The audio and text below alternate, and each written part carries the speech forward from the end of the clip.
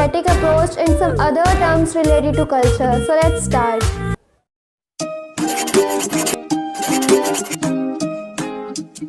सबसे पहले हम डिस्कस करेंगे एमिक और एथिक अप्रोच को।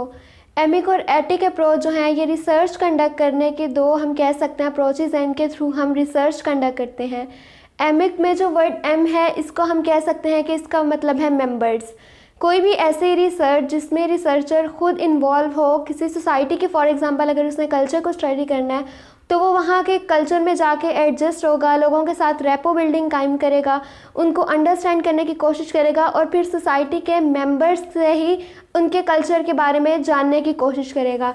यानी एमिक अप्रोच वो अप्रोच होती है जिसमें रिसर्चर जो है वो मेंबर्स के थ्रू अपनी रिसर्च कंडक्ट करता है। इसको हम इनसाइडर्स पर्सपेक्टिव भी कहते हैं। इनसाइडर्स पर्सपेक्टिव इसको इसलिए कहा जाता है क्योंकि रिसर्चर जो है वो किसी कल्चर में खुद इन्वॉल्व होता है और उधर के मेंबर से रिसर्च कंडक्ट करता है। नेक्स्ट है एथिक अप्रोच। एथिक अप्रोच क्या होती है? ये जो वर्ड एथिक में टी है इसका मतलब होता है थ्योरी।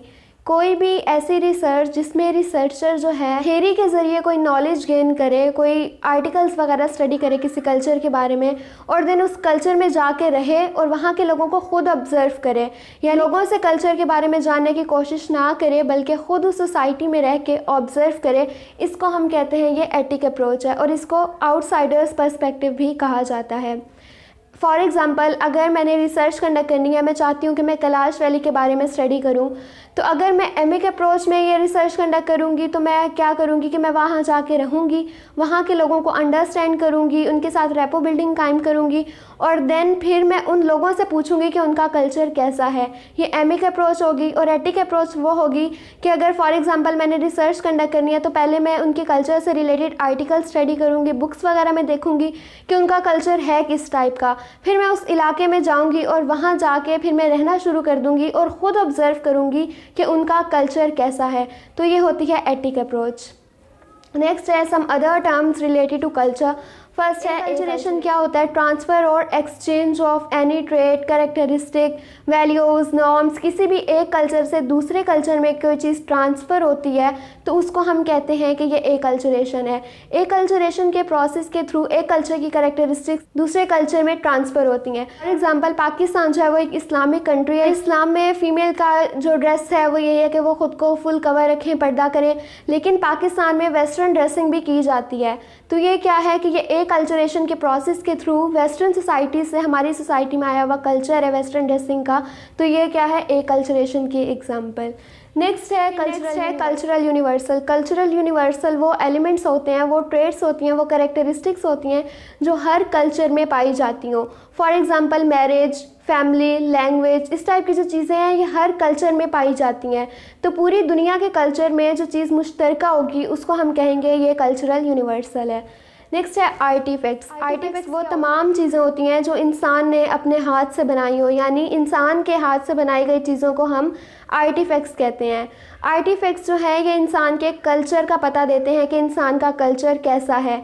अगर हम कल्चरल एंथ्रोपोलॉजी की एक फील्ड आर्कियोलॉजी की बात करें तो आर्कियोलॉजिस्ट जो है वो आर्टिफैक्ट्स के थ्रू ही किसी कल्चर को स्टडी करने की कोशिश करता है। फॉर एग्जांपल अगर कोई 5000 साल पहले का कल्चर स्टडी करना चाहे तो वो उस सोसाइटी के आर्टिफैक्ट्स के थ्रू ही स्टडी कर सकता है कि यहाँ का कल्चर ऐसा था। तो आर्टिफैक्ट्स जो है ये हमारे कल्चर के मुताबिक होते हैं। कल्चर के मुताबिक इंसान जो है वो चीज़ें बनाते हैं और ये जो आर्टिफैक्ट्स हैं ये उसके क्रिएटर और यूज़र के कल्चर का पता देते हैं। नेक्स्ट है कल्चर शॉक। शॉक बेसिकली क्या होता है? एक एंजाइटी की हम कह सकते हैं स्टेट, या फिर एक टेंशन जो होती है, या फिर अचानक हम सरप्राइज़ हो जाते हैं, तो इसको हम कहते हैं कि ये जो है वो एक शॉक है। कल्चरल शॉक क्या होता है? जब आप किसी एक कल्चर से दूसरे कल्चर में मूव करें तो आपको जो डिफ़िकल्टी पेश आ रही होती है वहाँ एडजस्ट होने में, या फिर कोई टेंशन क्रिएट हो रही होती है, या आप एंजाइटी फील कर रहे होते हो, तो ये सब जो है वो आपके लिए कल्चरल शॉक होते हैं। अगर हम with in a culture shock की बात करें तो फॉर एग्जाम्पल अगर आप एक कल्चर से दूसरे कल्चर में मूव करते हो और कोई ऐसा फिनोमिना होते हुए देखते हो जो आप बिल्कुल आपके लिए अनफेमिलियर है, यानी कोई ऐसा फिनोमिना जो आप पहली दफ़ा देख रहे हो या आप एक्सपेक्ट नहीं कर रहे होते हो, जिससे आप अनफेमिलियर हो, तो वो भी कल्चरल शॉक में ही आता है। फॉर एग्जांपल अगर आप पाकिस्तान में किसी एक सिटी से दूसरे सिटी मूव करो और वहाँ जाके आपको पता चले यहाँ हराम गोश्त मिलता है, यहाँ लोग हराम गोश्त खाते हैं, तो आपके लिए एक ये कल्चरल शॉक होगा क्योंकि आप एक्सपेक्ट नहीं कर रहे होगे। आपको एक एंजाइटी और टेंशन और एक सरप्राइज़ वाली वाली फीलिंग्स आएंगी तो ये जो है वो कल्चर शॉक होता है। और इसी तरह अगर आप एक मुल्क से दूसरे मुल्क में जाओ तो वहाँ का बिल्कुल डिफरेंट कल्चर होता है, तो वहाँ आप कल्चर में उधर एडजस्ट नहीं हो सक रहे होते, तो ये जो है ये टेंशन और एनजाइटी फील कर रहे होते हो, तो ये भी कल्चरल शॉक में आता है। देन नेक्स्ट है ग्लोबलाइजेशन। ग्लोबलाइजेशन क्या है? हम कहते हैं कि पूरी दुनिया जो है अब एक ग्लोबल विलेज बन चुकी है। हमारी टेक्नोलॉजी इतनी एडवांस हो चुकी है, हमारी कम्युनिकेशन, हमारी ट्रांसपोर्टेशन में इतनी एडवांसमेंट आ चुकी है कि हम जो है विद इन अ डेज़ हम एक जगह से दूसरी जगह पहुंच सकते हैं। इसके अलावा हम दुनिया में किसी भी जगह पे बैठ के किसी दूसरे बंदे से कांटेक्ट कर सकते हैं, चाहे वो कितनी ही दूर क्यों ना बैठा हो। तो हमारी एक ट्रांसपोर्टेशन और एक कम्युनिकेशन में एडवांसमेंट की वजह से ये जो है ग्लोबलाइजेशन हद तक एडवांसमेंट आई है। ग्लोबलाइजेशन जो है वो एक ऐसा प्रोसेस है जिसमें लोग जो हैं वो इंटीग्रेटेड हो जाते हैं, लोगों के दरमियान एक कनेक्शन कायम हो जाता है। इसके अलावा लोगों के दरमियान कम्युनिकेशन डेवलप होती है, तो दिस इज़ कॉल्ड ग्लोबलाइजेशन। ऐसा प्रोसेस जिसके ज़रिए लोग एक दूसरे के साथ कम्युनिकेट कर सकें और एक दूसरे के साथ इंटीग्रेट कर सकें, ये होता है ग्लोबलाइजेशन। नेक्स्ट है इन्वेंशन, डिस्कवरी और इनोवेशन। इन्वेंशन क्या होता है? कोई भी ऐसी चीज़ जिसको आप फर्स्ट टाइम इन्वेंट करो, यानी कि वो पहले से पाई ना जाती हो, आपने खुद बनाई हो, कोई भी ऐसी यूनिक चीज़ जिसकी इजाद ही पहली दफ़ा हुई हो, तो ये होती है invention. For example internet, telephone, mobile phone, ये सब चीज़ें जो हैं ये इन्वेंशंस हैं।